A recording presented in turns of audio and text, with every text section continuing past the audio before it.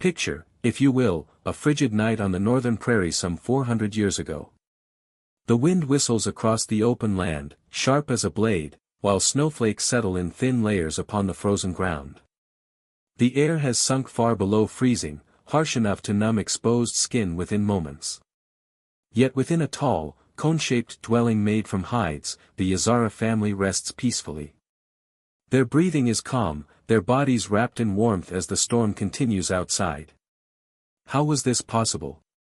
How did groups like the Arikara, Pawnee, or Ute, living in such unforgiving climates, from icy woodlands to desert plateaus, manage to survive winter nights in tents and huts without freezing to death? The answer lies in remarkable ingenuity, an intimate knowledge of their surroundings, and lifeways so finely adapted to the land that survival was not just possible but routine. To understand, let us begin with the shelter itself. The tall lodge, often associated with peoples of the plains, was far more than a simple tent. It was an engineering solution crafted for mobility, endurance, and comfort in extreme weather. Unlike crude makeshift shelters, these lodges were crafted to function as true homes. Constructed from a dozen or more sturdy pine poles, sometimes as many as 20, lashed together at the peak, the frame was then draped with hides from bison or elk, stitched tightly with sinew. Depending on the size, 10 to 20 hides might be required to cover the surface, their weight balanced perfectly against the wooden skeleton. This cone-like shape deflected wind, allowed heavy snow to slide harmlessly away, and stood firm against sudden storms. The lower edges were pegged to the earth with sharpened stakes, while families often banked snow or soil around the base to shut out icy drafts. The brilliance of the design lay in its adaptability. Among the Pawnee, for example, a lodge could be raised in less than an hour, essential for hunters following migrating herds. In colder months, a second inner lining of hides was added, creating a dual wall with an insulating air layer, an innovation not unlike the insulated walls of modern houses. Even so, insulation was only part of the secret. The real heart of warmth was fire. Carefully placed in the center, a small, controlled flame burned through the night, fueled by dry cottonwood or willow branches chosen for their steady burn and low smoke. At the very top, an opening could be widened or narrowed with adjustable flaps, operated by long poles. These acted as a natural chimney, releasing smoke while still conserving heat. By tilting the flaps into the wind, dwellers created an airflow that carried smoke upward and drew in fresh air near the ground. The system worked so efficiently that even in the midst of a snowstorm, the interior remained warm and clear of smoke. The red glow of embers cast gentle light across the hides, and the family slept soundly on thick robes of bison or elk, their heads resting on pillows filled with dried reeds or grass. Elsewhere across the continent, other communities developed their own shelters. In the woodlands of the northeast, the Wendat and Mohawk crafted wigwams, arched houses of saplings bent into domes and covered with bark or woven mats. In the deserts of the southwest, the Dine built hogans of logs and packed earth, their walls thick enough to stay cozy in winter and cool under summer sun. Each design was tailored to place, yet all revealed a deep harmony between people and environment. The ingenuity of indigenous architecture was not limited to design or material. It carried with it layers of culture and symbolism. Yet beyond the impressive shelters themselves, one of the most unusual and fascinating methods of warmth came from an unexpected ally, dogs. Across vast territories, from the open prairies to the icy tundra, families turned to their canine companions not only as helpers in hunting or guardians of camp but as essential partners in survival. On the coldest nights, dogs nestled against their human families, their warmth seeping into weary bodies. Among the Mandan, for instance, elders recalled winter camps where 2 or 3 dogs would curl up beside children or the elderly, pressing close beneath fur robes to keep the chill at bay. This bond was not sentimental alone, it was life-saving. Some groups even bred dogs specifically for such roles. The Zuni of the Southwest, for example, favored a small, thick-coated strain able to withstand long nights in the cold yet gentle enough to be welcomed into the lodge. In the Pacific Northwest, the Shoshone raised shaggy mountain dogs with dense fur, often described as resembling miniature bears.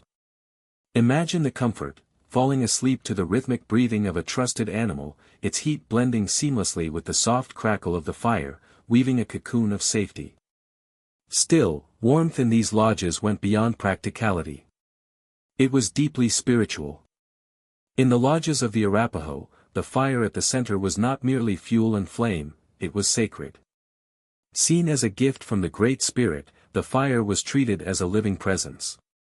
Before rest, a grandmother might scatter sage or dried cedar onto the embers, whispering prayers of gratitude for its protection through the long night. The dwelling itself often mirrored the cosmos.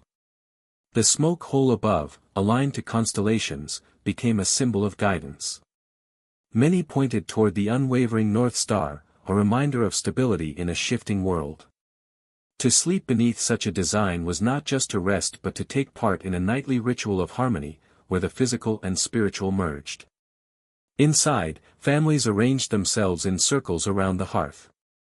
Feet faced toward the flames, ensuring warmth reached every sleeper. Elders usually occupied the closest spots, their wisdom honored by comfort, while younger children nestled between parents. Before drifting off, stories filled the air, tales of coyote tricksters, mighty hunters, or the first creation of stars. Laughter, soft whispers, and the glow of embers forged a bond that carried communities through even the harshest blizzards. Yet not every act was aimed at comfort. Among the Hidatsa, young men preparing for adulthood sometimes left the shelter entirely. Wrapped only in a robe, they slept beneath the open sky as a test of spirit. Known as vision quests, these trials might last several days without food or fire, endured to gain resilience or glimpse messages from the spirit world. Those who returned spoke of dreams, omens, or encounters that shaped their destiny and earned the respect of the tribe. Consider, then, the materials that made these lives possible. Buffalo hides, elk robes, sinew cordage, resources that shaped not just the walls of a lodge but every layer of existence. Women, skilled in the patient art of tanning, transformed raw hides into supple, waterproof coverings through weeks of scraping, soaking, and smoking. A single dwelling might require 15 hides or more, each one carrying the sacred essence of the animal that gave it. Picture yourself inside such a lodge, wrapped in an elk robe, the fire's glow flickering on hide walls, dogs curled near your side, the storm raging beyond but unable to breach the warmth within. It is no simple shelter, but a fortress of resilience and a cradle of culture, one that carried entire peoples through winters that might otherwise have claimed them. The lodge rose strong against the storm, its elk hides drawn tight and unyielding, standing like a sentinel beneath the sweep of snow-laden winds. Inside, a faint orange glow flickered across the faces of the tall elk family, grandparents, parents, and 2 young children, gathered close around the fire. Yet survival in these icy months was never only about keeping warm. To endure the depth of winter required foresight, discipline, and cleverness in food, water, and the daily rhythm of life. Every task carried weight in a land where mistakes could cost dearly.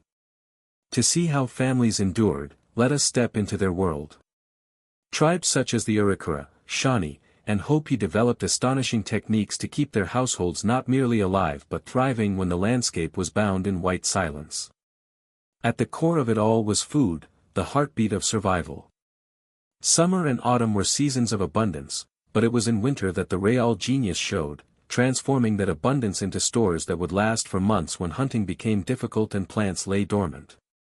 On the northern plains, the Arikara leaned heavily upon the bison, revered as sacred. One animal could sustain a family for weeks, yet preserving the meat through the freeze required skill.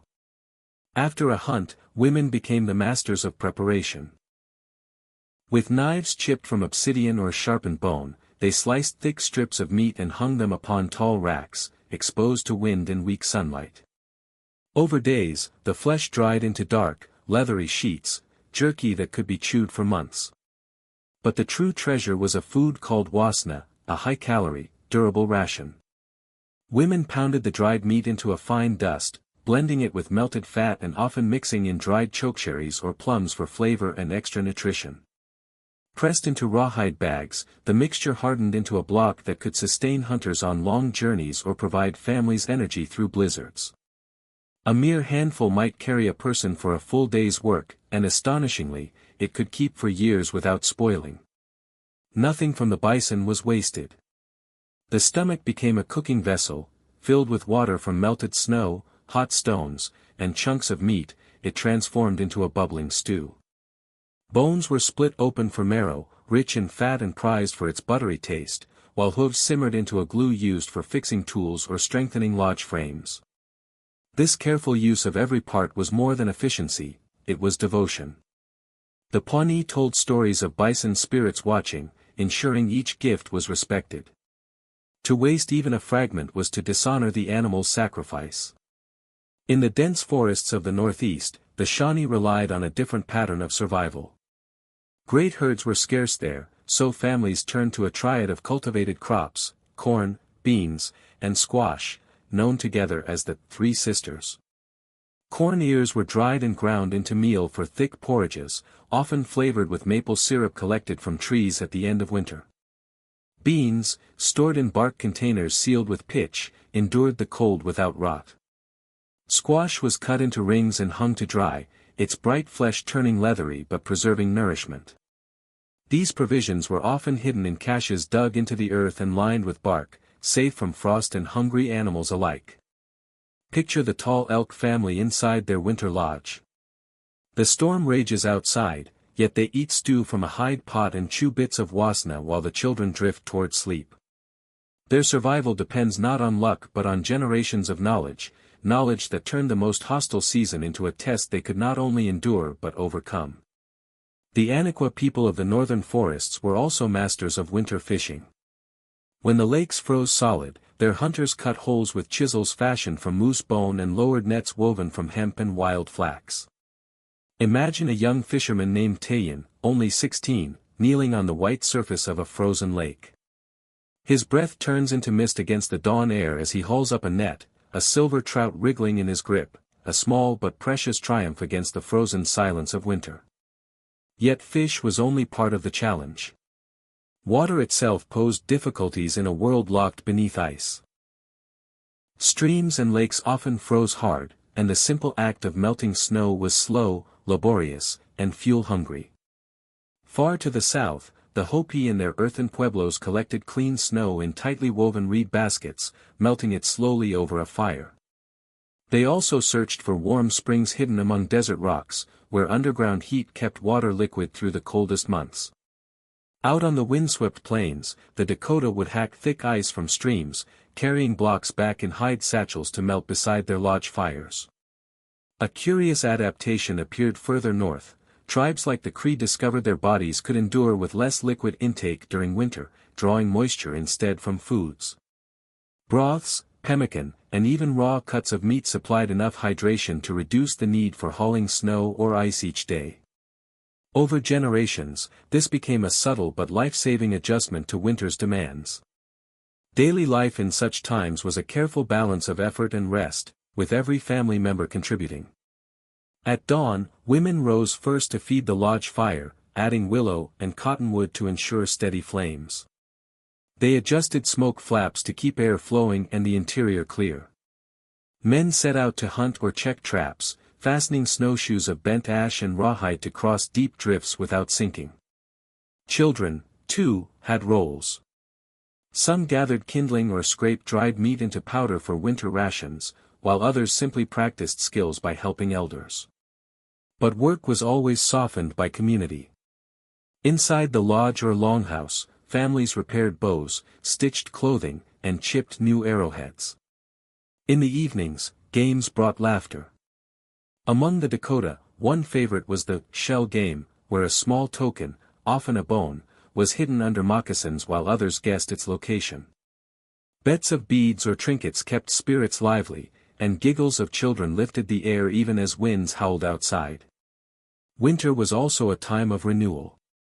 Many groups, including the Omaha and Ojibwe, built sweat lodges, low domes of saplings covered with hides or bark. Stones heated until glowing red were placed inside, then splashed with water to release thick waves of steam. Men and women entered these lodges even in midwinter, stripped of heavy garments, to purge impurities and pray. Afterward, participants sometimes rolled in snow or plunged into icy rivers, the sudden shock strengthening body and soul. The Omaha called this rite the Hanti-Wakan, or sacred rebirth. Clothing was another shield against the elements. The Dakota wrapped themselves in robes of bison, fur turned inward, stitched with sinew and decorated with beads or dyed quills. Moccasins were stuffed with dried grasses for insulation, while mittens of deer hide kept frost from biting fingers. In the far Arctic, Inuit peoples relied on caribou skin parkas trimmed with wolverine fur around the hood, a material that resisted frost buildup even from one's breath. Imagine emerging from a steaming sweat lodge, your skin tingling as snowflakes melt instantly against it, then wrapping yourself in a fur robe and feeling both renewed and protected. For these communities, survival was not only practical but spiritual, a harmony of body, mind, and belief that transformed winter into a teacher rather than an enemy. After horses and weaving skills spread through the southwest, the Zuni began producing blankets from sheep's wool, brought by the Spanish. These weren't ordinary coverings. Each was carefully woven with dyed threads into bold geometric shapes that did far more than keep families warm. They told stories. A blanket might carry the zigzag of lightning, a spiral representing water, or a stepped diamond recalling the sacred mountains. To wrap oneself in such a garment was to wear both insulation and identity. Likewise, among the Oglala, a young woman's dress, stitched with bright quills and patterns of blue and yellow, spoke of her family's history and her place within the tribe. Clothing, in this sense, was as much about memory and spirit as it was about survival. One unusual practice set some groups apart. The Gros Ventre painted their skin before long winter hunts, blending bear fat with red and black minerals. The grease shielded them from wind and biting frost, while the pigment carried spiritual protection, believed to ward off hunger spirits and bring good fortune. Imagine a hunter named Maddo, his face streaked crimson, moving through the snow like a shadow, half shielded by natural science, half guarded by prayer. Winter, however, offered constant threats. Frostbite and starvation lingered close at hand. Among the Arapaho, a remedy for frozen skin involved rubbing with powdered snow until blood returned, followed by warm, not hot, application of elk fat. This gentle balance saved tissue without shocking the flesh.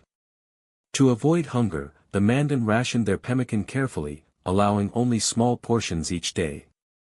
Still, they were clever foragers. In frozen wetlands, women harvested stalks of wild rice, beating the heads with sticks until the grains fell into canoes.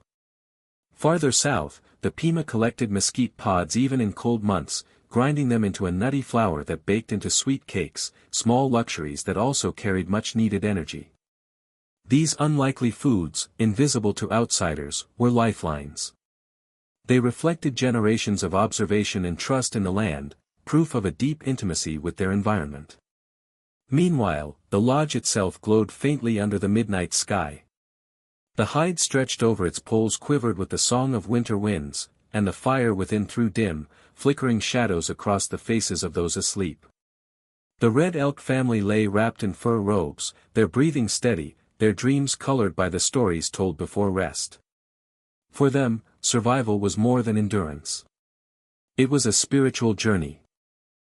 Every act, from scraping a hide to stirring a pot of broth, was charged with meaning, an offering of respect to earth, sky, and unseen powers.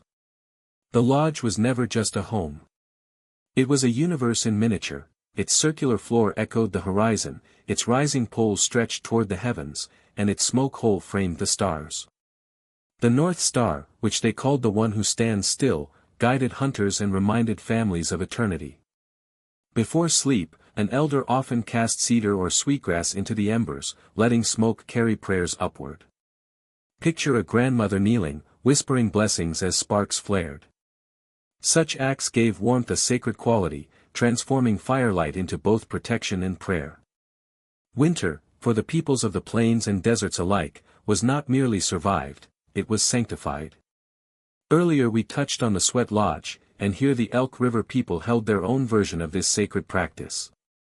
The lodge was built low and round, formed from bent willow branches covered in thick hides. At its center, stones were heated until they glowed like embers, then doused with water to fill the space with clouds of steam. It was a ceremony of purification, a place where both body and spirit could be renewed. Men and women entered together, praying, singing, and sweating, their voices echoing softly in the darkness. For them, the steam was the earth itself exhaling, while the pitch-black interior symbolized the womb of creation. Hours later, when the door flap was lifted, participants stepped out into the snow, their skin steaming in the frigid air, feeling as though they had been reborn. This was never just about keeping warm. It was an act of faith, a reminder that even in the harshest grip of winter, life and spirit endured. Among the Salto, there was a belief that the long nights of winter thinned the veil between the living and the spirit world. Dreams became stronger, more vivid, and elders urged families to listen closely to them. In smoky lodges, a dream of a raven might be read as a warning, while the vision of a bear could foretell strength and endurance for the coming spring. To invite such visions, some practiced fasting before sleep, even when food was scarce. They would eat only a handful of dried corn or a strip of fish, opening themselves to dreams believed to carry guidance from ancestors. For them, hunger sharpened the mind's ear to the whispers of the spirit world. In the mesas of the southwest, the Hopi observed their own winter traditions. Their square stone dwellings, facing the rising sun, were aligned to honor renewal. Families gathered for ceremonies known as the Way of Blessing, meant to restore balance during the darkest months. A healer or singer led chants with sacred cornmeal, pollen, and turquoise, blessing the house and those within. These gatherings often stretched for days. Intricate sand drawings filled the floor, patterns of suns, animals, and sacred beings, meant to focus the ceremony's power. When the ritual ended, the drawings were brushed away, their strength absorbed by the participants, never meant to be kept but to live on in memory. Picture such a scene, a Hopi family huddled in dim light, the smell of juniper branches burning, while a singer's chant rises and falls. Outside, the wind scours the cliffs, but inside, renewal has already begun. Among the Ponca, another custom stood out, the sacred pipe, or red stone pipe, considered a living bridge between humans and the divine. In winter, when journeys were difficult and storms fierce, the pipe was lit within the lodge. Its smoke, curling upward, was believed to carry the prayers of the people to the spirits. The pipe itself was treated like a relative, wrapped in soft skins and laid in a bundle when not in use. Some believed it could even calm a storm if smoke was offered to the sky beings during a blizzard. Winter was also a season of stories. In the bark-covered lodges of the Cree, elders told tales of Wesekachak, the mischievous hero who reshaped the world with his antics.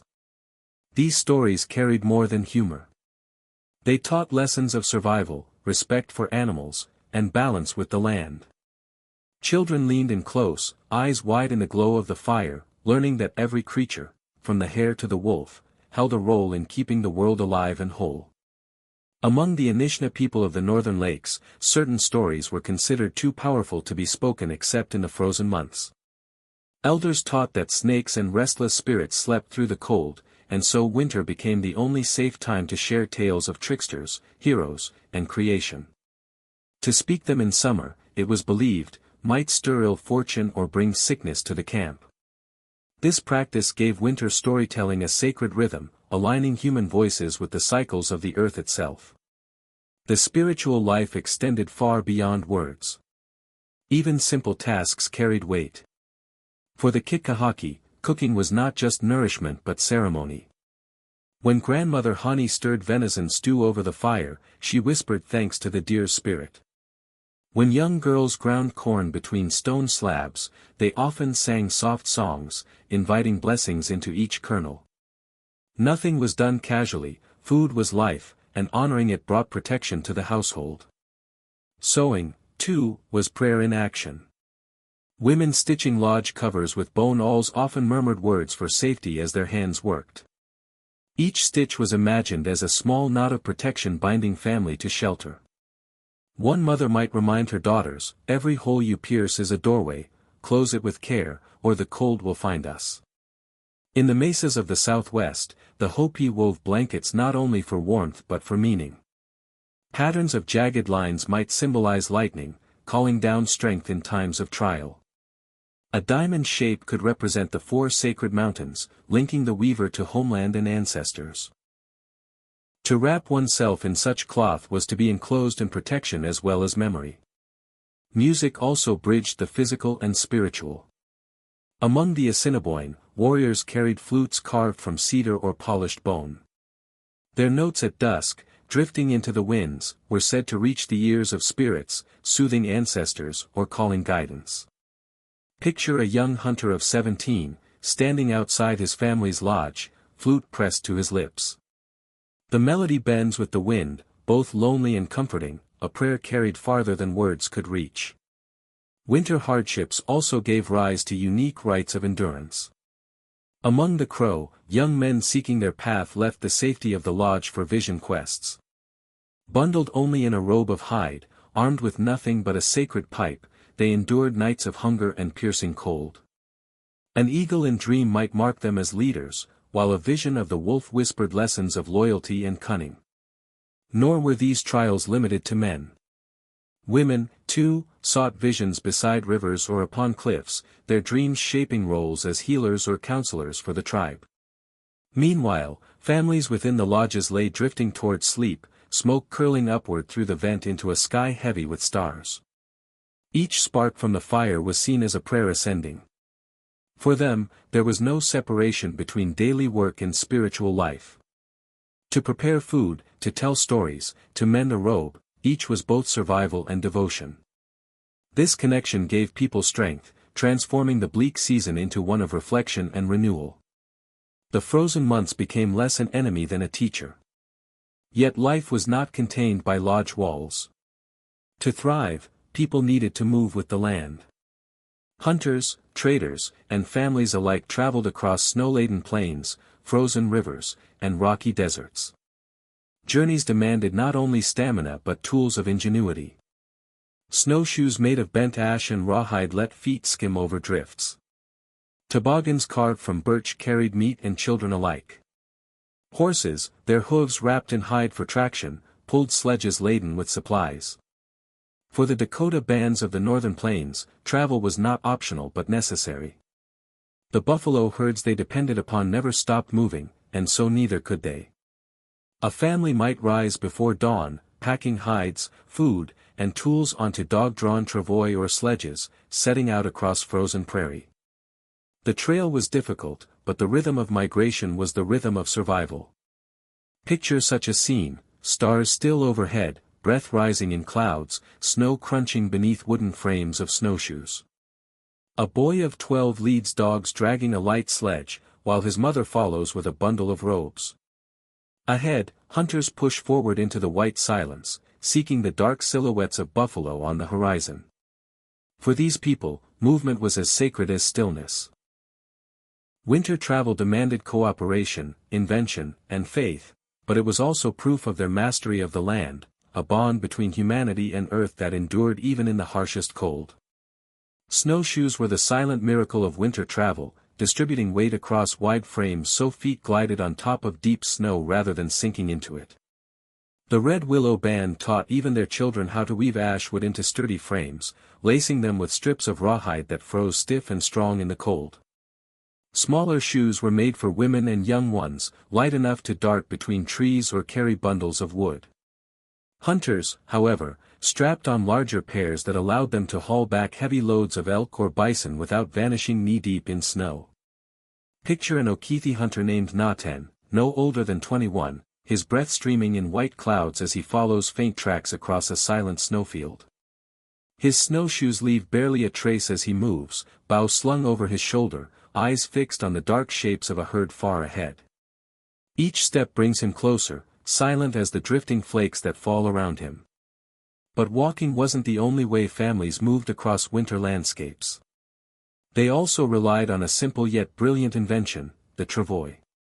Two long poles, often the same ones that formed the lodge frame, were tied together and dragged behind a horse or a team of dogs. Between the poles, hides or woven netting created a platform to carry supplies, firewood, or even children and elders. In winter, the travois slid gracefully over snow, making migration possible even across long distances. Before horses arrived from the Spanish, sturdy dogs bore the burden. Among the Hidatsa, families kept a dozen or more, each capable of pulling 60 pounds on its back or across a travois. Their paws pattered in unison over frozen ground, a chorus of barks mingling with the crunch of snow beneath. These dogs were not only workers but companions, warming children at night and guiding caravans through the cold dawn. Hunting, however, was the true test of ingenuity. Among the Gros Ventre, when snow slowed great herds of buffalo, hunters turned the land itself into a weapon. They practiced the buffalo run, herding beasts toward cliffs with shouts and waving hides until the earth itself became a trap. The fall provided enough meat and hides to sustain entire villages. Archaeological sites still hold mounds of bones, silent reminders of both survival and sacrifice. To succeed, hunters sometimes disguised themselves in animal skins. Imagine slipping into a wolf pelt, mimicking its gait, heart pounding as you steer a stampeding herd toward its fate. In the dense northern forests, the Wendat took a different approach. Their snowshoes were narrower, built for agility among trees. For hauling supplies, they crafted long toboggans of birch bark, sliding smoothly across drifts. A single sled could carry the body of a moose or stacks of furs destined for trade. These hunters were expert trackers, able to read a snapped twig or a scattering of frost as clearly as words on a page. Their bows, carved from hickory, were strung with sinew that stayed flexible in the bitter cold. Flint and bone arrowheads were sharpened fine, able to pierce the heavy winter coats of deer or caribou. Every tool was adapted for the season, proof of a knowledge honed over centuries. Even frozen rivers became pathways. Among the Ojibwe, traders turned ice into highways. When the surface thickened, families walked or slid across with sleds stacked high with dried fish or bundles of fur. To test safety, they tapped poles on the ice, listening for the deep thud that meant strength, or the hollow echo of danger. When rivers only half froze, they built makeshift bridges of felled logs, lashed together and packed with snow. It was risky, but survival demanded boldness. Before the full freeze, they sometimes took birch canoes onto icy waters, their seams sealed with pine pitch. Picture a canoe slipping through gray slush, paddled by fur-clad warriors, their faces hard against the wind as they made for a distant trading camp. Far south, in the mesas and canyons of the Hopi, winter travel looked different. Their earth lodges were permanent, so journeys were made less for migration and more for tending sheep or trading woven blankets and turquoise. Narrow canyon trails were navigated with ponies, hooves wrapped in rawhide to keep traction on stone dusted with snow. Families carried water in clay jars or sealed baskets, each step a reminder that survival in winter was not only a matter of warmth but of movement, an endless dialogue between people and land. In the red canyons of the southwest, the Zuni relied on sure-footed ponies, animals descended from Spanish stock, to navigate rocky trails dusted with winter snow. To protect them, riders wrapped rawhide around the horses' hooves, preventing slips on icy ledges or cuts from sharp stone. Water was always precious in this arid land, and even more so when springs froze. Families carried it in reed baskets coated with pitch, containers so tight they could travel days without spilling a drop. Picture a rider named Tohani, cloaked in a striped wool blanket, urging his pony through a canyon at dawn. Steam rises from the horse's breath into the frosty air as he heads toward a distant trading post. There, he hopes to barter turquoise beads and woven cloth for sacks of cornmeal or sharpened tools, items that might carry his family through the remainder of the cold season. Yet travel was not only about survival or barter. Sometimes it was communication itself that determined life or death. The Comanche of the southern plains mastered this in winter with fire signals. On distant ridges, they lit small blazes of green wood or damp hides, producing heavy smoke visible for miles. A column meant success in hunting, a sequence of short bursts warned of danger. Entire bands could coordinate their movements across snowbound country faster than a lone runner could carry word. At night, the system became even more dramatic. Warriors fired flaming arrows high into the sky to guide those lost in storms back to camp. Imagine wandering in a whiteout, disoriented, only to see an arc of fire streak upward in the distance, a beacon pointing the way home. Still, winter travel came with sharp dangers. A sudden blizzard could blind even seasoned guides, while frostbite threatened hands and feet. The Dakota taught their youth to rub frozen skin gently with snow until blood returned, then apply warmed, not hot, bear grease to protect it. Navigation, too, was a matter of skill.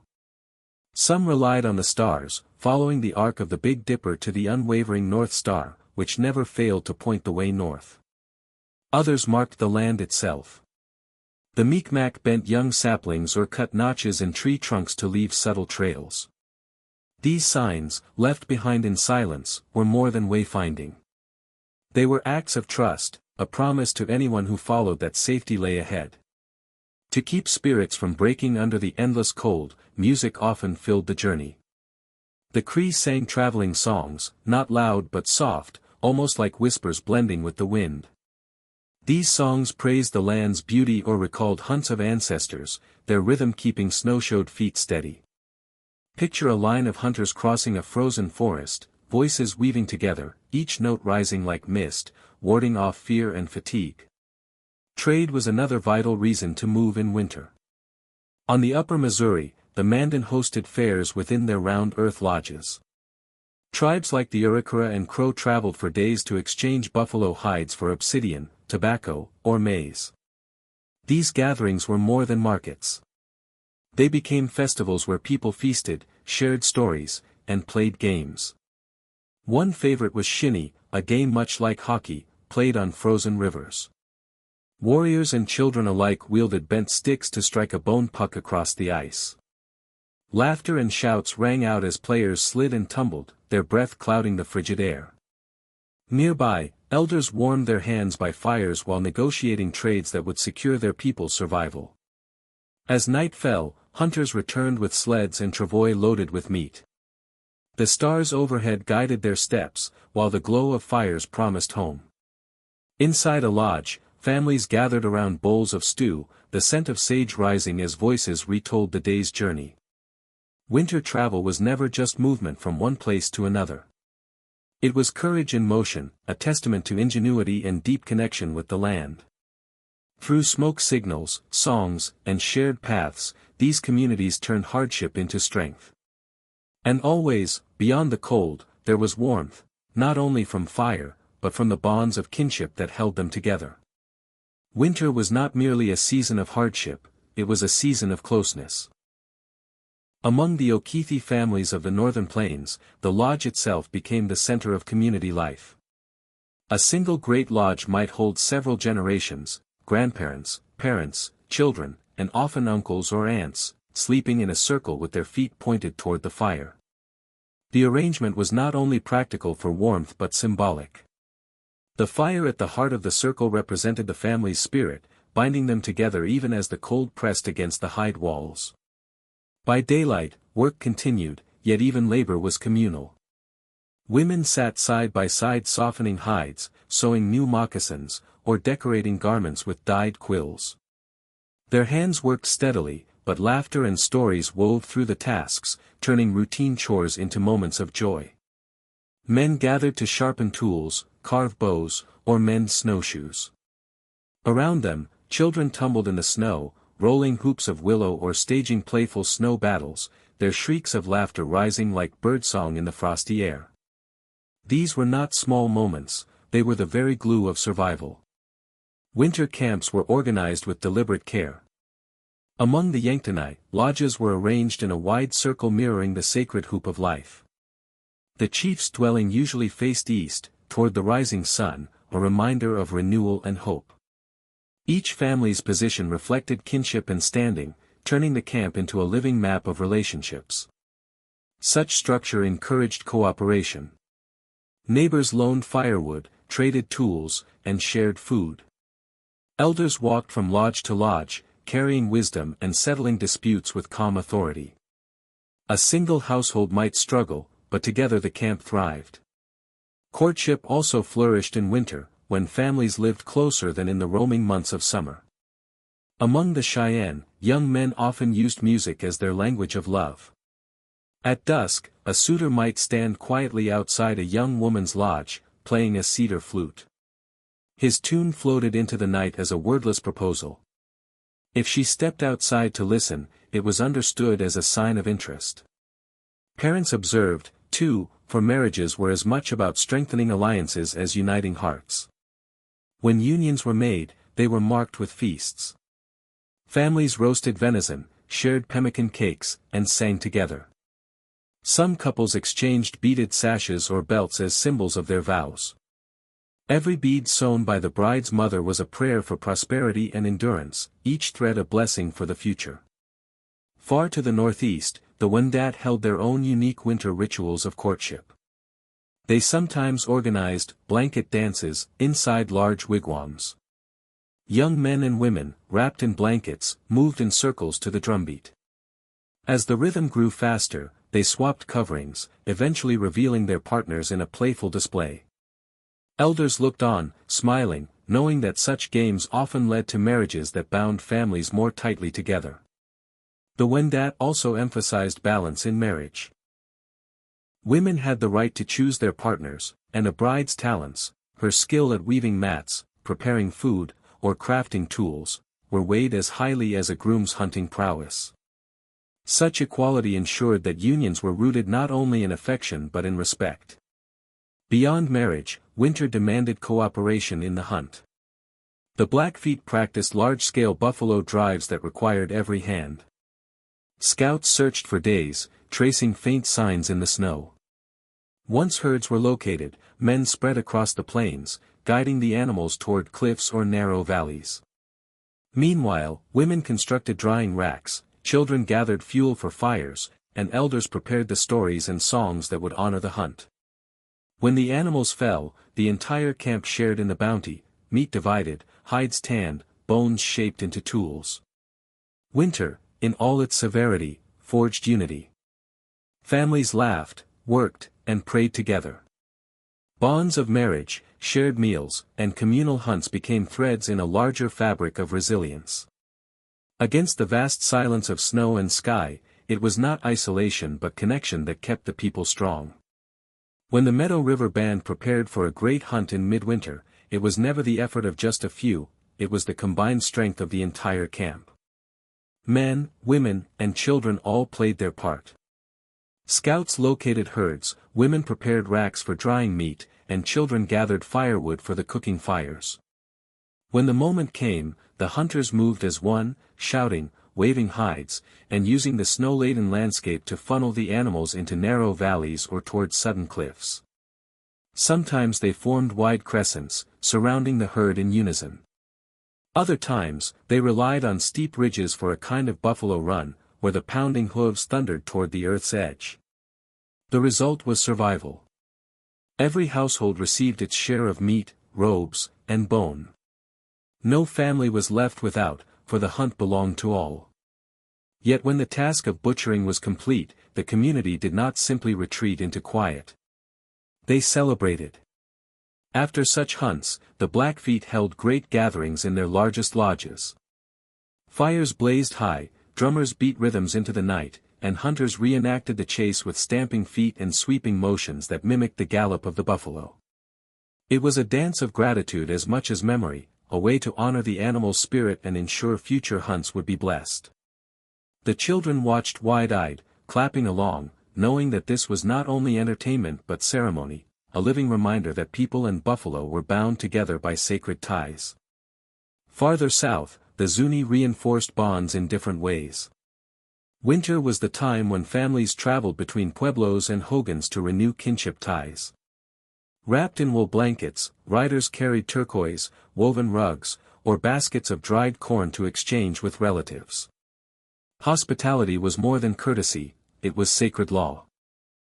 A guest was first given food, perhaps mutton stew or fry bread cooked over hot stones, before any discussion began. Hosts sometimes gave up their own bedding, choosing to sleep on the floor so visitors would rest comfortably. Kinship among the Zuni and Navajo flowed through the mother's line, and winter visits often included ceremonies to welcome new children into the clan. Corn pollen was sprinkled on tiny foreheads while songs rose softly in the flickering light, blessing them with strength for the years ahead. Some even believed that hosting guests in the cold months brought fortune, for the holy ones looked kindly upon generosity shown during hardship. To open one's home in winter was to invite not only warmth for others but blessings for the household itself. Among the Okithi, generosity was formalized in the giveaway. When milestones occurred, a marriage, the return of a warrior, or the naming of a child, families gave away their best possessions, robes, moccasins, even prized horses. This was not charity but balance. By passing wealth into many hands, the entire circle of the camp grew stronger. Picture a great lodge filled with people, fire blazing, voices raised in song, as a chief leads forward his finest pony and gifts it to a struggling family. Respect was measured not in how much one kept, but in how much one gave. Of course, close quarters could also spark tension. Resources ran low, tempers flared, or disputes arose over hunting grounds. The Ojibwe had an elegant solution, the talking circle. In the center of a wigwam, a feather or pipe was passed hand to hand. Only the one holding it could speak, ensuring each voice was heard. Elders guided the circle, drawing on stories or proverbs to lead toward common ground. Disagreements often ended not in bitterness but with a shared bowl of fish stew, sealing peace with the taste of unity. Children, too, learned their roles through winter games. One, called Snow Snake, involved sliding polished sticks over ice or snow to see who's traveled farthest. Boys and girls played together, their laughter echoing across frozen fields. Elders praised not only skill but teamwork, teaching that survival depended less on competition than on cooperation. In play, children absorbed the lessons of their people, preparing them to carry traditions into the future. As the night deepened, families curled into robes within their lodges. Grandmothers sang lullabies in voices soft as drifting snow. Outside, the camp lay quiet, each dwelling glowing faintly like a lantern in the dark. Winter did not break these communities. It bound them more tightly through shared hunts, rituals, feasts, and the small joys of daily life. The lodge fire glowed steady, a soft pulse of warmth holding the White Bear family together as the long night deepened across the plains. The air smelled of burning sage and smoke-darkened hides, mingling with the faint musk of fur robes spread out across the ground. Children slept soundly, their breaths soft and even, while elders whispered quiet prayers before drifting into slumber. Yet winter survival was never only about food or shelter. It also demanded resilient bodies and strong minds, for sickness and isolation could be as deadly as hunger. Communities like the Dakota, the Wendat, and the Hopi developed intricate ways of keeping health alive in the darkest season, blending practical remedies with the deep wisdom of ceremony. Frostbite, chest colds, and fatigue stalked even the healthiest families. The Dakota healers turned to nature's medicine chest. For frostbite, they mixed bear grease with crushed yarrow, rubbing the ointment onto stiffened skin to restore circulation. For coughs and congestion, women brewed teas of willow bark, rich in a natural pain-relieving compound, or sage leaves, whose vapors cleared the chest and lifted the spirit.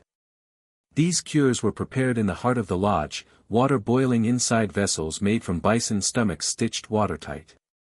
The rising steam seemed like a prayer itself, curling upward to the ancestors.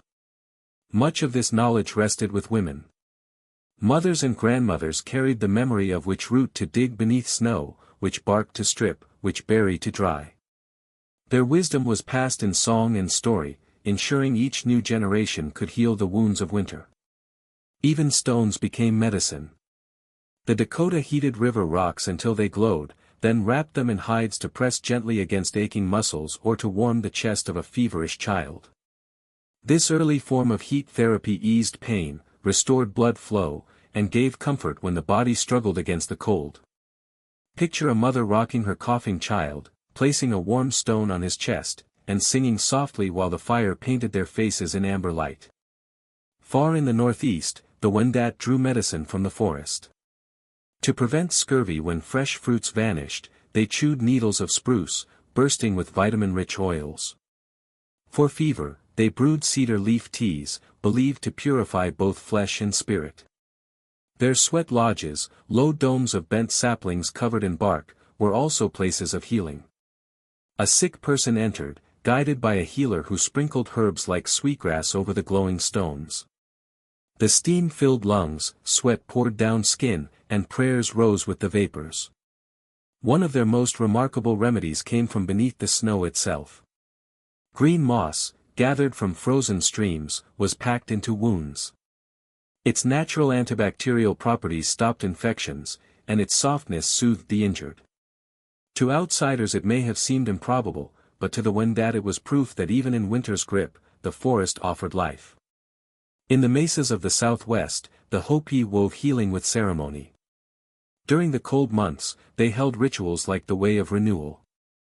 Singers traced ancient chants for nights on end while sand paintings of mountains, animals, and stars spread across the floor. These paintings, intricate and temporary, were swept away when ceremonies ended, their power absorbed into those seeking balance.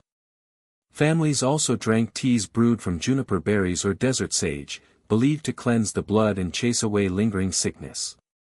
Some Hopi healers used methods that startled outsiders. To draw illness from the body, they pressed their mouths gently against a wound or swollen area, sucking as though removing the sickness itself, before spitting into a bowl of ash.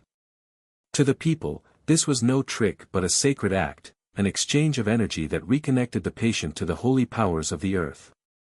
Through these practices, some rooted in plants and minerals, others in spirit and ritual, communities survived more than the cold. They preserved the balance of body and soul. Their remedies were not only practical cures but living prayers, woven into the rhythm of winter life. Mental strength was as vital as physical health when the long nights of winter closed in. The Meadow Creek people understood that the weight of silence, darkness, and endless snow could be as dangerous as frostbite. To endure, they turned to stories, rituals, and shared practices that strengthened the heart as much as the body. In the lodges of the Dakota bands, elders filled evenings with tales that carried more than entertainment. Around the fire, voices rose to speak of figures like Red Dawn Woman, who brought sacred songs and taught the people to remain steadfast through suffering. These stories reminded everyone, especially the children, that hardship was never permanent. Winter was simply one chapter in the cycle of seasons, and spring would always return. Along with stories came reflection. Men and women sat in silence before the flames, meditating on the gifts around them, the steady glow of the fire, the warmth of fur robes, the laughter of family. Such mindfulness was a shield against despair, helping people remember gratitude even as storms buried the plains. Far to the east, the Wendat had their own methods of keeping the spirit strong. Each morning, families gathered in dream-sharing circles. Dreams were seen as more than fleeting images, they were messages, hints from ancestors or guiding spirits. An elder might explain that a dream of heavy winds signaled inner conflict, or that a dream of a bear promised strength for the coming year. Speaking dreams aloud created bonds of trust, for revealing the inner self required vulnerability. In these months, the Wendat also crafted protective charms. Nets woven of sinew and feathers were hung above sleeping places to capture troubling dreams. To them, these dream webs filtered out danger, allowing only visions of guidance and peace to slip through. In the mesas of the southwest, Hopi families found resilience through work and play. Inside their stone dwellings, the clack of looms echoed as mothers and daughters wove blankets together. Each thread was laid with intention, a quiet prayer for balance and harmony. The repetitive rhythm calmed the mind, turning weaving into meditation. Games also kept spirits alive. Hopi men and women took to the frozen ground for stickball matches. Teams clashed fiercely, chasing a leather ball with curved sticks, laughter rising into the cold air. The competition released tension, built camaraderie, and reminded everyone that joy had its place even in the harshest season. The Cheyenne, meanwhile, practiced smudging as both healing and cleansing. During illness, a healer burned sage or sweetgrass, letting smoke curl around the patient's body while chanting quietly. The rising smoke was believed to carry sickness and negativity out of the lodge.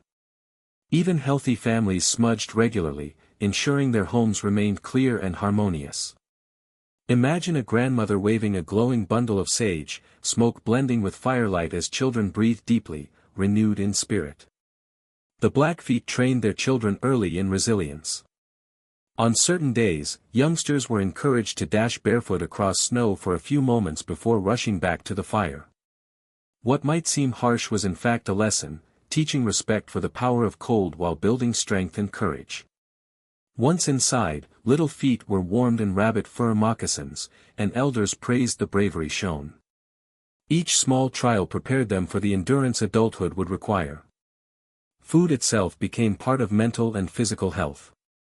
In the northern woods, the Cree mixed pemmican with tart cranberries, creating a food that not only strengthened the body but also lifted the spirit with its flavor. The Apache in the deserts roasted agave hearts unearthed from beneath the snow. Sweet and rich, they were eaten with gratitude, a reminder that even in scarcity, the earth still gave gifts.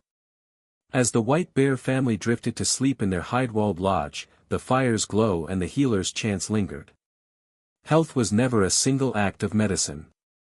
It was balance, a weaving of body, spirit, and community, that kept them alive and whole through the deepest cold.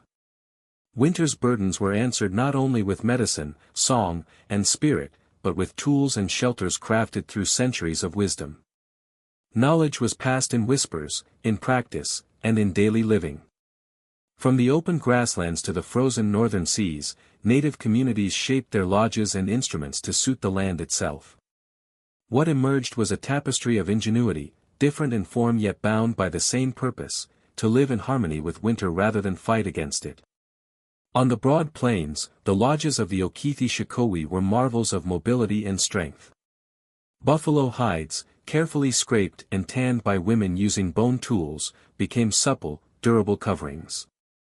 The hides were soaked in mixtures of brains and water, then smoked over fires of willow or sage until they resisted both cracking and moisture. This long, patient process ensured that the covering of a lodge could endure storms and sub-zero winds year after year. The design itself was no less remarkable. The cone shape shed snow easily, its narrow peak limiting heat loss, while an extra inner lining of hides created a double wall with insulating air trapped between. Smoke flaps at the top, adjusted with long poles, allowed families to direct the flow of air, angling them into the wind so smoke rose cleanly while fresh air was drawn in at the base. During blizzards, families pressed snow against the lodge's lower edges, turning the storm itself into insulation. Imagine a young mother, standing outside at dawn, her breath rising in the cold as she pulls the flaps into place, her small act ensuring warmth for all inside. Far to the northeast, the Wendat built wigwams suited to dense forests heavy with snow. Unlike the portable lodges of the plains, these structures were semi-permanent, lasting months or even seasons. Flexible saplings, often birch or willow, were bent into domes and lashed with spruce roots. Large sheets of birch bark, peeled during spring when supple, were layered like shingles to resist rain and snow. In winter, snow itself was pressed around the base as insulation, while woven mats of cattail reeds hung inside the walls to trap warmth. These mats breathed, preventing mold, while keeping the lodge snug. What was most ingenious was how the forest became part of the shelter. Families chose campsites where tall pines or hemlocks shielded them from prevailing winds. To anchor wigwam frames in frozen ground, men sometimes thawed patches of earth with small fires, driving stakes deep before the frost returned. Inside, partitions of fir or bark created smaller alcoves, making sleeping areas warmer and more private. Further south in the mesas, the Hopi-shaped hogans of stone and timber, sealed with packed earth. The thick walls absorbed heat during the day and released it through the night, steadying temperatures inside. Doorways always faced east, greeting the sun each morning. Cracks were sealed with mud to keep cold air at bay. In harsher winters, sheep skins were hung across entryways, adding softness and warmth. A small hearth dug into the floor held the fire low, spreading heat without smoking the room. And in the far north, the Inuit turned snow itself into sanctuary. With knives of bone or ivory, they carved blocks of hard-packed snow, stacking them in spirals until domes rose bright against the tundra. The snow's air pockets trapped warmth, while low tunnel entrances kept icy winds from rushing in. Inside, caribou hides lined the floor, and seal oil lamps glowed faintly, warming the space to survivable temperatures even when the world outside plunged to -40. Ventilation holes cut into the roof prevented suffocation, a subtle mastery of airflow in the harshest of climates. Each design, whether lodge, wigwam, hogan, or snow house, was not simply a shelter but a conversation with the land. Materials were chosen from what was abundant, shaped into forms that met nature's fiercest challenges. In this way, survival was not a battle but a partnership, one in which people and place worked together to endure the cold. When the Wendat families built their winter wigwams, they chose their sites with care. Camps were often nestled among stands of spruce or pine, the tall evergreens serving as natural shields against bitter winds and heavy snow. This thoughtful placement kept drifts from piling high around their homes. To secure the frames, men drove sharpened stakes deep into frozen ground, sometimes lighting small fires first to thaw patches of earth before hammering the wood in place. Inside, warmth was carefully managed. A shallow fire pit, ringed with stones, radiated heat more evenly throughout the space. To make sleeping areas snug, furs and woven mats were hung as partitions, creating little alcoves where families could curl together. These details transformed the wigwam into a true refuge, a snug haven even when temperatures plunged and the forest outside groaned under the weight of snow.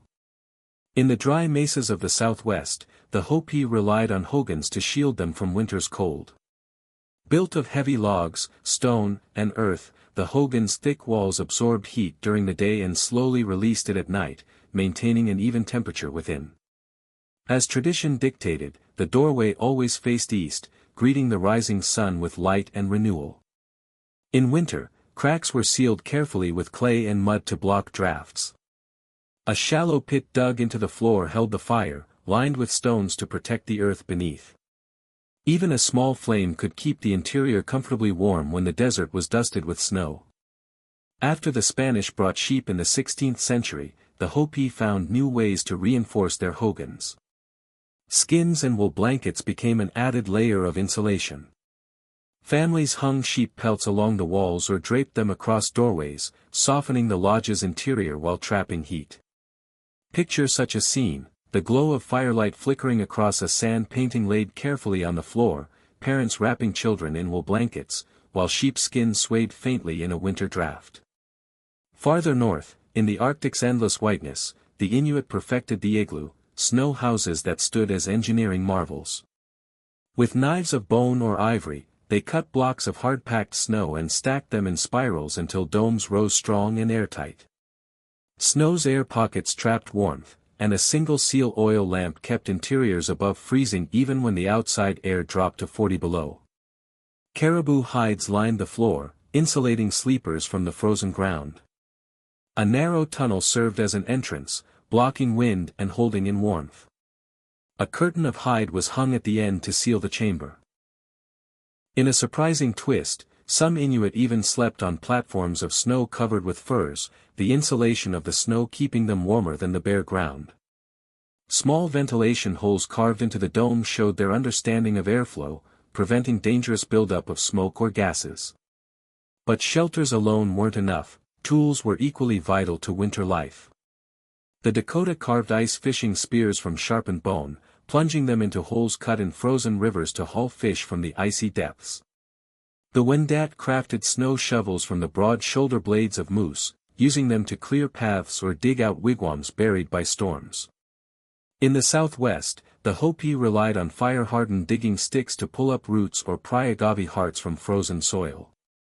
In the Arctic, the Inuit shaped the ulu, a crescent blade of bone or metal, into a tool that could cut snow blocks, butcher seals, or scrape hides with equal ease. These implements were not plain or crude. Many were decorated, carved with patterns, inlaid with beads, or painted, expressing pride and artistry in tools that served life or death purposes. And then there was one particularly ingenious creation, snow goggles. The Blackfeet fashioned them from wood or bone, carving narrow slits that reduced the blinding glare of the sun on snow. Tied across the eyes, they shielded hunters on long pursuits. Imagine a Blackfeet hunter standing tall against the bright plains, goggles framing his face as he scans for elk. His vision remains sharp, while others might be half-blinded by dazzling light. Such innovations, shelters, tools, and clever devices, were proof of how deeply people understood their environments. Winter was not conquered by brute force, but by observation, adaptation, and ingenuity. Clothing was just as vital to winter survival as lodges and tools, and every community found ingenious ways to turn what the land offered into protection. On the high plains, the Okithi people crafted mittens stuffed with finely shredded bison hair. Lighter than thick fur yet warmer, the fibers trapped heat without weighing down the hands. In the woodlands, the Wendat lined their hoods with soft rabbit pelts. The fur was gentle against the skin, sparing hunters from the raw chafing that bitter winds often caused. Far to the north, the Inuit sewed waterproof boots from sealskin, stuffing them with dried grasses that wicked away sweat and moisture. These boots allowed hunters to travel for hours across ice without their feet freezing. None of these innovations appeared by chance. They were the products of generations, centuries of trial, error, and refined practice. Children grew up learning not only how to wear such garments but also how to make them. Stories told beside the fire carried the memory of which stitch held strongest, which plant dye kept its color, or which fur best resisted dampness. These lessons ensured survival long after the first makers were gone. As the White Bear family tended their lodge fire one deep winter night, adjusting smoke flaps and adding logs, they embodied that long chain of adaptation. Their very clothing, their shelters, their tools, every piece of life, was crafted with respect for the challenges and gifts of their environment. Survival here was not a battle, but a partnership. Yet winter was never only about enduring. It was also a season of creation, when the long nights became opportunities for art and expression. From the plains to the mesas, from the frozen forests to the Arctic, people used the quiet of winter to shape beauty. In the lodges of the Dakota, beadwork was at the center of that creative fire. Women gathered near the flames, their fingers deftly threading tiny glass beads traded from faraway Europeans, or porcupine quills dyed with colors pressed from roots and berries. The designs that emerged told stories, family histories, natural forces, or spiritual symbols. A mother might stitch a star pattern onto her son's moccasins, invoking guidance from the sky. A zigzag sewn into a warrior's shirt evoked lightning strength. The process was slow, even painstaking. Thousands of beads, one by one, sewn into hide with sinew, sometimes taking weeks to finish a single piece. But the work was never lonely. Women sang as they worked, or shared stories of hunts and ancestors. In the shifting glow of the firelight, beads caught the light and turned the lodge into a gallery of living art. Quillwork, too, carried deep meaning. Porcupine quills were softened in water, dyed with chokecherry for red or sunflower seeds for yellow, then folded and stitched into intricate designs on bison robes. These were not ordinary garments. Some were worn in dances, their shimmering designs appearing to move with each step.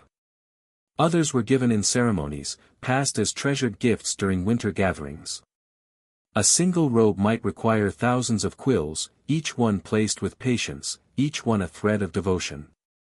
In the northeastern woodlands, the Wendat turned the season into one of storytelling, an art no less vital than beadwork or song.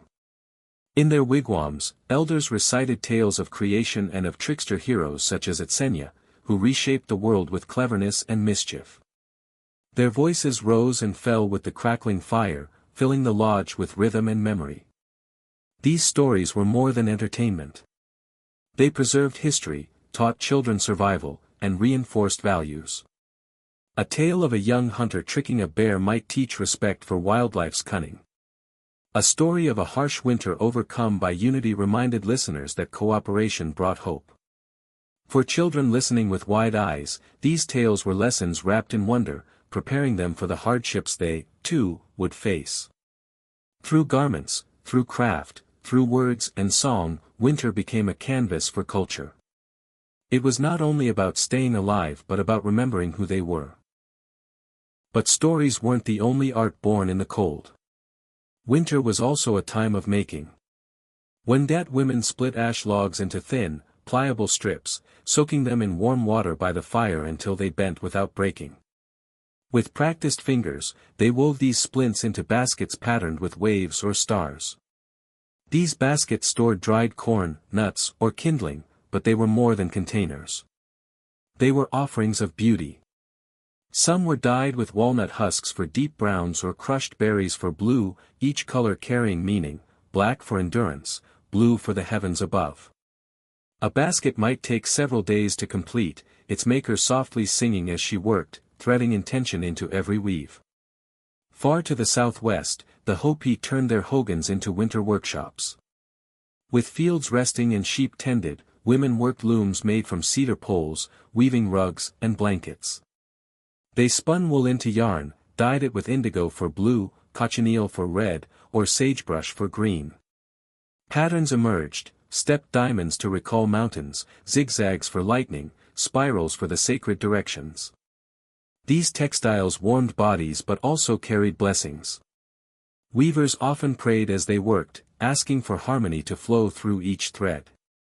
One remarkable practice was the inclusion of a spirit line, a deliberate break in a pattern, a small pathway to the rug's edge. This ensured that the weaver's spirit would not be trapped within the creation, honoring both art and life. Imagine a woman pausing, fingers on the loom, eyes tracing the thin line she left open. The rug became not just a covering, but a living bridge between the practical and the sacred. Such pieces traveled widely, traded across tribes, their colors and symbols becoming a kind of cultural currency. In the far north, where the land was locked in ice, the Inuit carved life from bone, ivory, and soapstone. Walrus tusks were shaped into bears, seals, or hunters, each curve catching the glow of a seal oil lamp inside the igloo. These carvings were not merely decorations. They carried stories of hunts, served as amulets for protection, or as teaching tools for children. A skilled carver might spend weeks shaping a single figure, his children watching closely, absorbing the patience and precision required. Carvings even became part of play. In a winter game called ajagak, small figures were tossed into the air, and players tried to spear them onto a pointed stick before they fell. In this way, art blended seamlessly with laughter, lifting spirits during endless nights. Music, too, was central to winter creativity. For the Dakota, the drum was the heartbeat of community.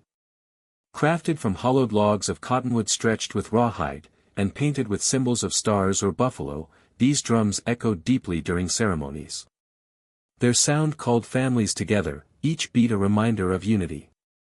Flutes carved from cedar or bone added another voice. Young men played them at dusk, haunting notes drifting into the cold air, sometimes as prayers, sometimes as courtship songs. Some flutes carried star-shaped holes carved into their sides, believed to let the music travel to the heavens, carrying prayers upward. Picture a young man wrapped in a robe, breath steaming as he plays beneath the winter sky, his notes mingling with wind and firelight. Art was never solitary.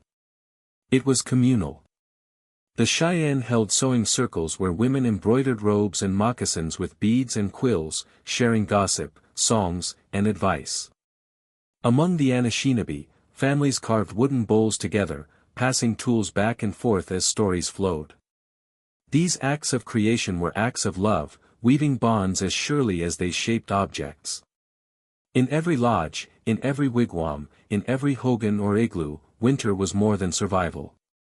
It was a season of creation, where hands shaped beauty, voices carried memory, and spirits found renewal in the work of art. Even the youngest hands found their place in winter creation. Children of the Meadow Creek Band painted stones with ochre pigments, etched simple shapes into wood, or strung beads onto sinew cords. These small tasks carried large meaning, each child learning that beauty was as essential as food and fire, and that survival was not only about strength, but also about memory and expression. Inside the White Bear family's lodge, the scene glowed with quiet purpose. A mother stitched bright beads into a pair of moccasins, her fingers quick despite the dim light. Across from her, her husband carved the bowl of a new pipe from soft stone, shaping it with patient strokes. At his feet, a boy of 8 leaned forward, listening intently to the story his grandfather told of past hunts and sacred hills. The lodge itself became more than shelter, it was a sanctuary of creation. Winter's darkness did not stifle their spirit, it sharpened imagination, turning hides, wood, and wool into symbols of identity. But the season was not only for looking inward. It was also a time to prepare for what lay ahead.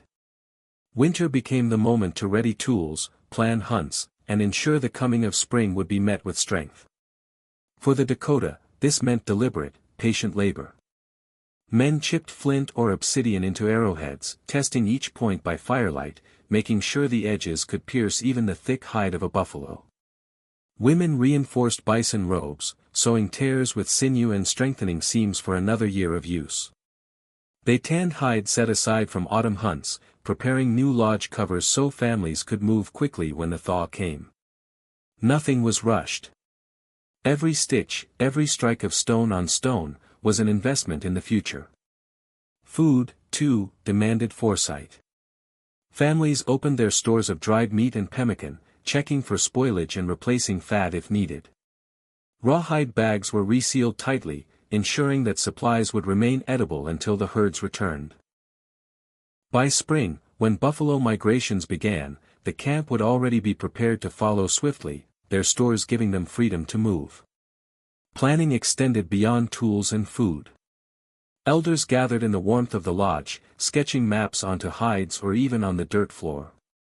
With bits of charcoal or ochre, they traced rivers, marked hills, and drew lines where herds were known to pass.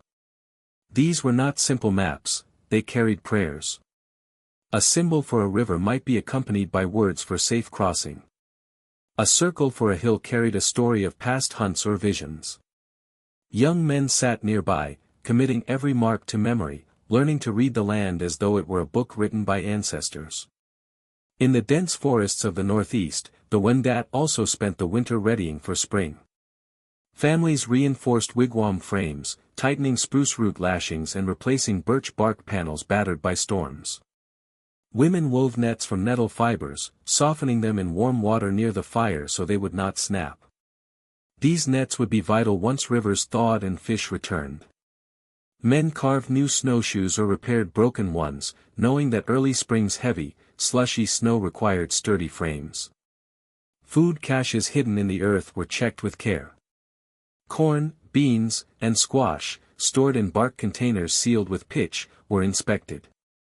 Seeds were chosen carefully from the best ears of corn, selected for planting when the earth softened. Nothing was wasted. Nothing was left to chance. Perhaps most important, winter was a time of teaching. Around the fire, children were taught not only the stories of their people but also the tasks of spring. A girl might be handed a small basket and shown how to store seeds. A boy might be given a dull blade to practice carving. These lessons turned preparation into inheritance, ensuring that when spring arrived, the next generation was ready to step into their roles. In this way, winter was never simply endured. It was a season of foresight, a bridge between hardship and renewal. Through careful work, sacred planning, and the passing down of knowledge, each family ensured that when snow melted, the cycle of life would continue strong. Within the wigwams of the Wendat, winter nights became classrooms. Elders sat with the youngest children, guiding their small fingers in shaping willow branches into tiny fish traps. The task was both play and practice, weaving slender twigs into patterns tight enough to hold minnows. By the glow of firelight, boys and girls bent to their work, fumbling, laughing, and trying again, until the shape of the trap emerged. Each child learned that even small skills could one day feed the community. Teaching was not limited to tools. Songs carried knowledge just as surely. Elders led planting chants, steady, rhythmic cadences used to mark the timing of corn sowing. The rhythm ensured even spacing, but the songs also carried prayers to the earth. They honored the soil's spirit, reminding children that planting was both a duty and a sacred act. By repeating these verses, the young absorbed not only the technique but also the reverence that sustained life. In the arid southwest, Hopi families prepared for spring inside their earthen hogans. Winter was the time to repair corrals, reinforcing stone pens for sheep, whose lambing season came with the warmer months. Women carded wool sheared earlier in the year, spinning yarn by firelight to weave into blankets, rugs, and garments that would be traded once the roads opened again. Men crafted planting sticks, hardening their tips in flames so they could dig furrows for beans, corn, and squash when the soil softened. Preparation also carried spiritual weight. Families gathered sacred items, pouches of corn pollen, turquoise beads, eagle feathers, ensuring they were safe for use in upcoming ceremonies like the Way of Blessing. In some hogans, elders placed small offerings beneath the floor, cornmeal sprinkled with a polished stone or a bead. This act symbolically bound the family to the land beneath them, a prayer for fertile fields and abundant harvests. On the northern plains, the Dakota taught children through play. Elders staged mock hunts, both inside the lodge and out in the snow. A rolled hide became the buffalo, while sticks served as spears. Boys and girls crouched, crept, and lunged, imitating hunters.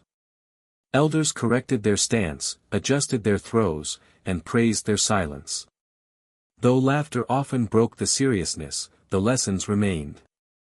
This was more than a game. It was practice for the hunts that would one day feed the people. The Cheyenne expanded such lessons with storytelling contests. Children retold ancient tales, of heroes, tricksters, and spirits, while elders judged for memory and spirit.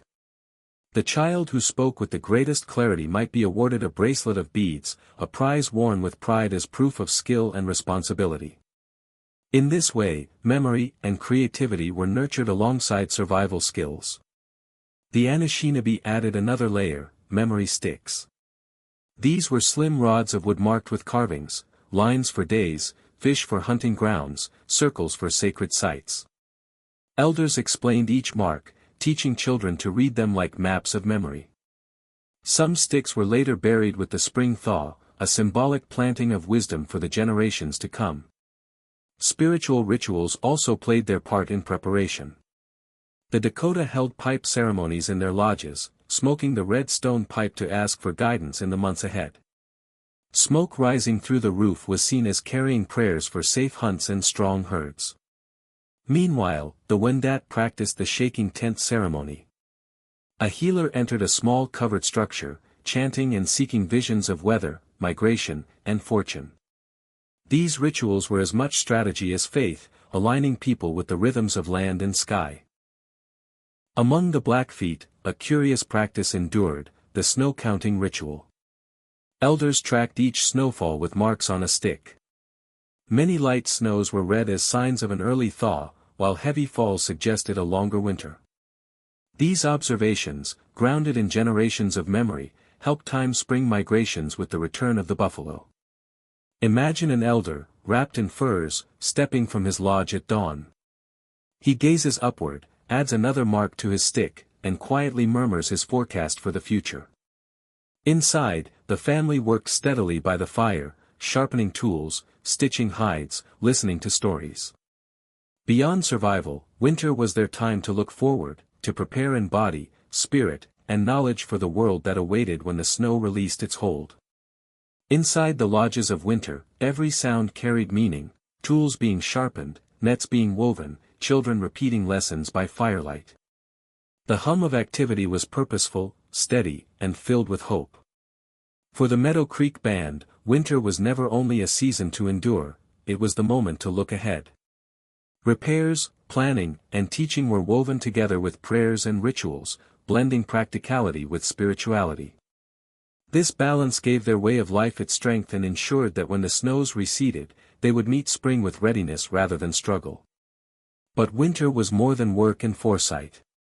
It was also a season of celebration, a time to kindle joy in the very heart of darkness. Across the plains, forests, deserts, and tundra, native families found ways to honor the cold months not with silence, but with music, feasts, and dance. They transformed hardship into gratitude, making winter itself a festival of survival and spirit.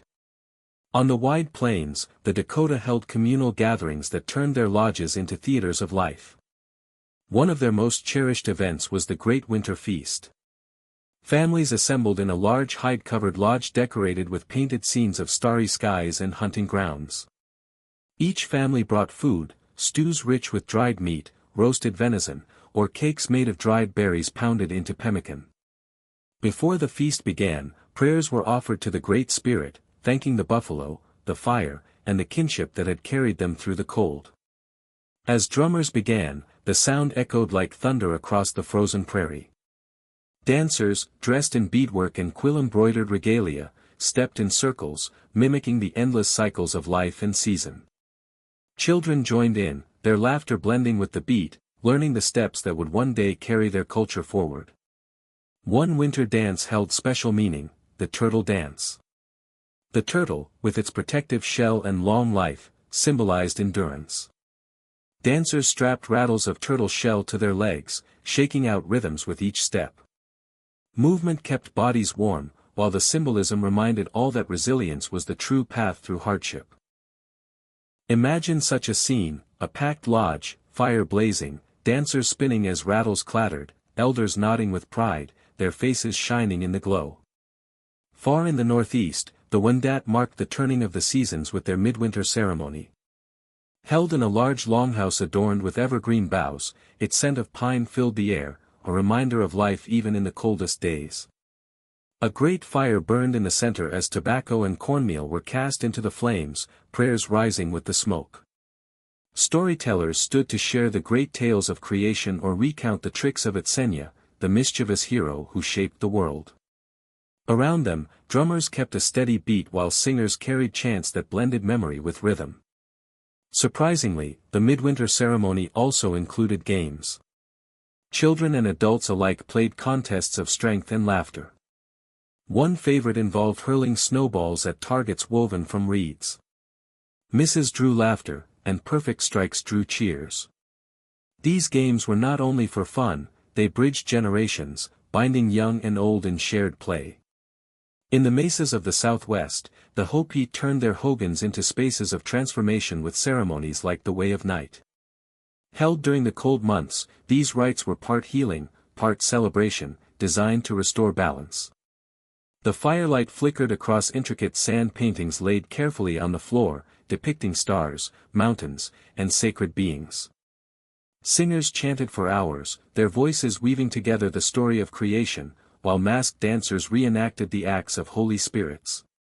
Families gathered, listening, praying, and feeling the deep assurance that even in the hardest months, harmony could be restored. For each community, plains, forest, canyon, or tundra, winter was not a void. It was a canvas painted with music, food, laughter, and ceremony. The darkness became alive with color and sound, a testament that joy, too, was a survival skill. Meals shared in the heart of winter carried as much meaning as songs or prayers. Among the Zuni, families gathered around steaming bowls of mutton stew, flatbread baked over coals, or dried fruit softened in broth. The act of eating together was more than nourishment, it was kinship itself, each bite reaffirming that no one stood alone against the cold. Laughter and conversation wove through the smoke-filled air, transforming a simple meal into a ceremony of belonging. Some ceremonies, however, demanded not rest but endurance. During the Hopi Way of Renewal, entire families sometimes stayed awake through the night. Songs were repeated in long cycles, prayers spoken with steady voices, and the fire kept alive as though it were the heartbeat of the community. This sleepless vigil was not punishment but devotion, a belief that by denying themselves rest, participants opened a clearer path to the spirits. Imagine a hogan lit by flickering firelight, the air heavy with juniper smoke, as chants rise and fall until dawn, binding everyone present in a shared rhythm of faith. On the northern plains, the Cheyenne prepared for spring hunts with their arrow blessing ritual. In a large hide lodge, warriors placed their weapons before a medicine man, who passed them through sage smoke, speaking prayers that asked for accuracy and strength.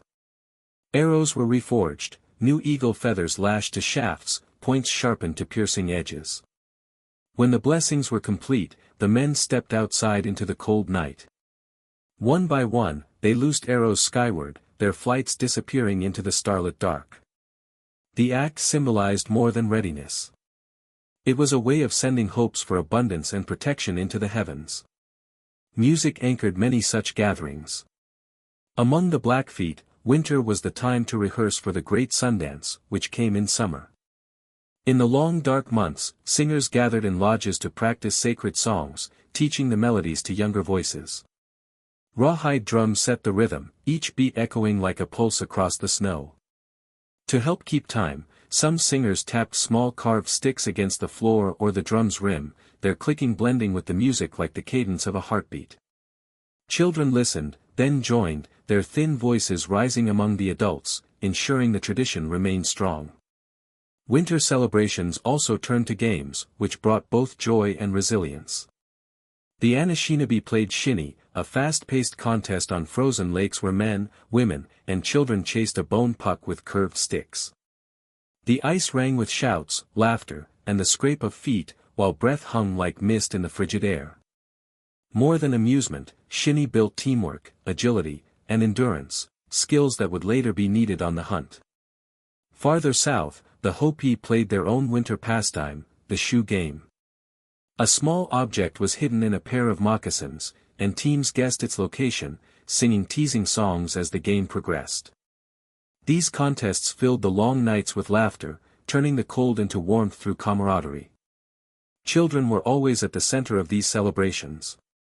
Among the Dakota, little ones shaped snow into effigies of animals or spirits, staining them with berry juice for color. Afterward, they explained their creations to elders, learning the art of storytelling with each sculpture. In Wendat villages, children joined story circles, retelling legends in their own words. Elders praised their efforts, sometimes gifting beads or trinkets as tokens of encouragement. These activities, though playful, ensured that traditions endured, carried faithfully from one generation to the next. Picture now a Dakota lodge filled with people, drums pounding, dancers circling, voices raised in song, and platters of food passed from hand to hand. Firelight glowed against painted hides, faces gleamed with sweat from dancing, and laughter rolled louder than the wind outside. In these moments, winter ceased to be an enemy. It became a companion, a season of unity and joy that tempered the spirit as much as the body. Winter's celebrations were reminders that joy could thrive even in hardship. They bound families and communities closer, preparing them not just to endure but to flourish. For the First Nations of the continent, winter was never seen as an enemy to be defeated but as a companion that demanded respect.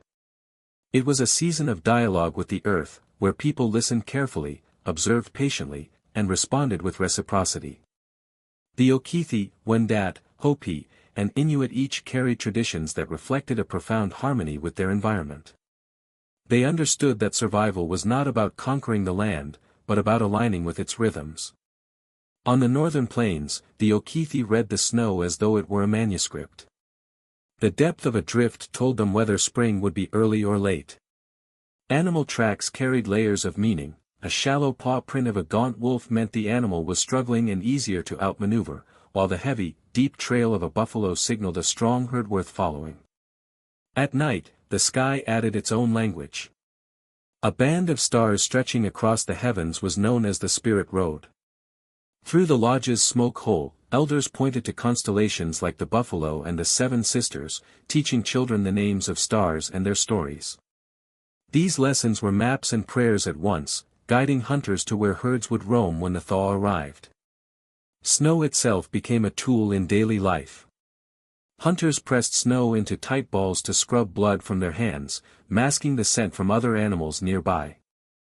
Travelers piled drifts into small walls, turning the very cold that threatened them into shelter. Imagine a young hunter, his breath steaming, building a snow barrier around a small fire, carving out safety beneath an open winter sky. In the wooded northeast, the Wendat thrived among forests heavy with snow. Their wigwams stood close to groves of pine and cedar, trees whose presence offered both shelter and guidance. Hunters were experts in reading the forest, a snapped twig, a tuft of fur caught on bark, a scatter of frost disturbed by hooves, all signs that could lead them to deer or moose.